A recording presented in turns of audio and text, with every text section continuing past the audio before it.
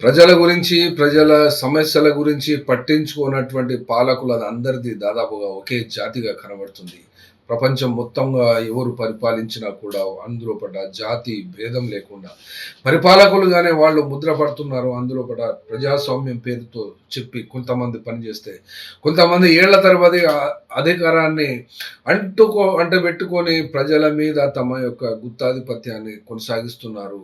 చివరికి ఇరాన్ అయితేనేమి ఇక్కడ ఈ 2 రోజులలో, 3 రోజులలో జరుగుతున్నటువంటి మారణహోమం అనగా అక్కడ ఇరాన్ ప్రభుత్వానికి వ్యతిరేకంగా ప్రజలు చేస్తున్నటువంటి ఆందోళనలను అణగదొక్కడానికి ఒక లెక్క ప్రకారంగా 8 మరియు 9 తేదీలలో జరిగినటువంటి మారణహోమము 12,000 అని చెప్పి ఇరాన్ ఇంటర్నేషనల్ ఒక అంచనా వేసింది.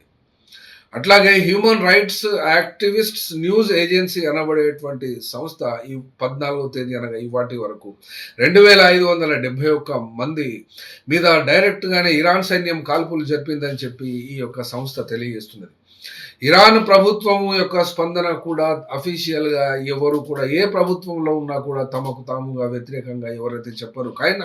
అయినా కూడా ఇరాన్ ప్రభుత్వము అక్కడ 2000 నుండి 3000 మంది ప్రాణాలు కోల్పోయారు ఈ యొక్క సైన్యం కాల్పులలో అని చెప్తున్నటువంటి ఈ సందర్భంలో భార ఈ ఈ భారతదేశానికి సంబంధించి ఇరాన్‌కు ఉన్నటువంటి ట్రేడ్ డీల్స్ మీద కూడా నిన్న మనము చెప్పుకున్నటువంటి వార్త ప్రకారంగా అందులో కూడా టారిఫ్ రేట్స్ ఇక్కడ పెంచుతున్నట్టుగా ప్రకటించిన మీదట అక్కడ ఇరాన్‌పై తీవ్రమైనటువంటి ఆంక్షలు విధిస్తే అక్కడ ప్రజలు కూడా ఘోరమైనటువంటి నిర్బంధాన్ని ఎదుర్కొంటున్నటువంటి ఈ పరిస్థితుల్లో ప్రపంచంలో ఉన్నటువంటి పెద్ద దేశాలైనటువంటి రష్యా మరియు అమెరికాకు వ్యతిరేకంగా చైనా తమ గళాన్ని విప్పి సీరియస్‌గా పరిణామాలు సంభవిస్తవి. అక్కడ గనక ఇరాన్ ప్రభుత్వం మీద గనక అమెరికా, ట్రంప్ దాడి చేసినట్లయితే తీవ్రమైనటువంటి వాతావరణం వస్తుంది అని చెప్పి హెచ్చరించిన మీదట కూడా ట్రంప్ ప్రభుత్వం ఏమాత్రం వెనుకకు వెళ్ళడం లేదు, జంకడం లేదు.